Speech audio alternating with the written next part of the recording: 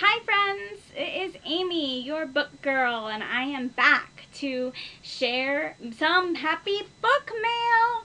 This is Book Mail Monday. That's something that we started in a Facebook group I was on eons ago, and every Monday we would share our book hauls, and we would put pictures of the stacks of books that came in the mail throughout the week, and we would share them on Mondays. So, in honor of that tradition, when I receive book mail, I will post the videos on Monday so that you know what to expect and to share all of my happy books with you. I'm also going to save them and try to open them all at once so you can get my immediate reactions and what my instant thoughts are of these books. So today we are beginning with just one. I only have one this week. It is from the Libraries of Hope, and this is the next book. This should be the next book in the My World Storybook.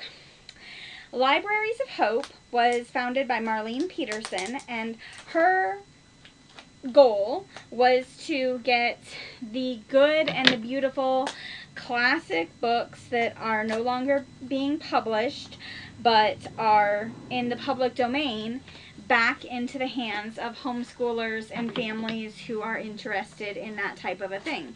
And she does it at a very, very low cost. She uses an on-demand printer now, and the books are provided with very, very minimal profit for her. And I want to. At one point, they were provided at cost. I don't know if that's still the case or not. I'm not on Facebook anymore, so I'm not in all of the groups to know what's going on with everyone. But what I found Marlene Peterson, gosh, 8 years ago or so, when I was looking at Charlotte Mason homeschooling. I had a toddler, and of course Charlotte Mason doesn't believe in educating toddlers in the way that we think of as school these days. And so I wanted to find out how to educate my mother heart. She calls it mother culture and nurturing the mother heart. And so I asked in my groups, how can I go about that? How can I do this? And they all recommended the Well-Educated Heart. And oh my goodness, I fell in love. I have so many books published by this company. I've read a lot of them. I left many when I moved across the country. They could not all make the move with me, and I was very sad. But they're relatively inexpensive to repurchase, so I wasn't super concerned about it. Also, everything that she publishes in print is also available online. You can go to her website and read anything on your Kindle or your tablet or whatever. Personally, I found that they read better on a tablet just because of the way the Kindles are set up. It was always more difficult to find things that weren't actually official Kindle books. So, I'm a print book girl.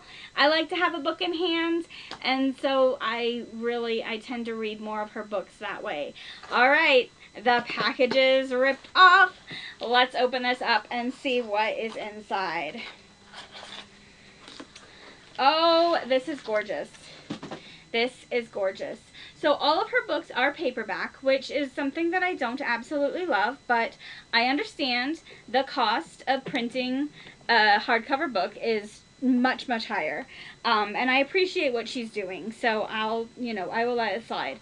So this is My World Storybook, Book 8, and it's all about Africa, the whole continent, and the history of it, and oh, it's going to be interesting. So there's beautiful pictures. She selects paintings and etchings and sketches that are as close to the time period and as close to actually correct, historically accurate as she possibly can. I also discovered while reading one of My America storybooks a few weeks ago that many of these are pulled from other works, public domain works, and she just combined them all into one nice little compact book for everyone to read. So the My World Storybook is a compilation of historical biographies for the young reader. And this one just lists Arthur Mee's 1,000 heroes, immortal men and women of every age and land as her only reference. So I'm not sure what to think about that. But she has a wide variety of people in here. Many people I've never heard of. Of course, there's Mary Slessor. There's Albert Schweitzer. You're not going to be able to talk about Africa without speaking about them. There's, the Africans who brought Livingstone home. That's going to be a good one. David Livingstone. And each of her chapters in these books are about 2 to 4 pages long. They're actually 4 to 5 pages long.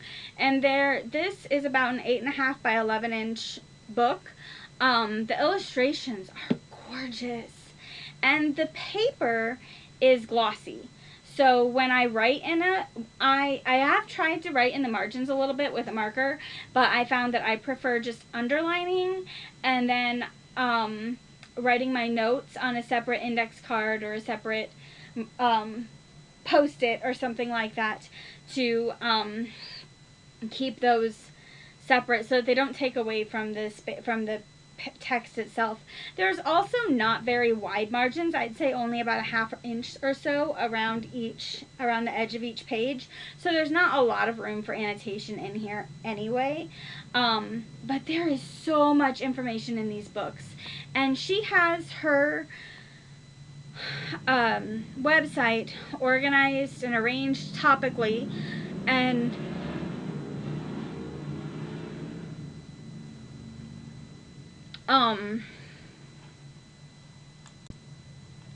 so Africa falls under month 8, where where the students are encouraged to study Africa, ancient Egypt, African Americans and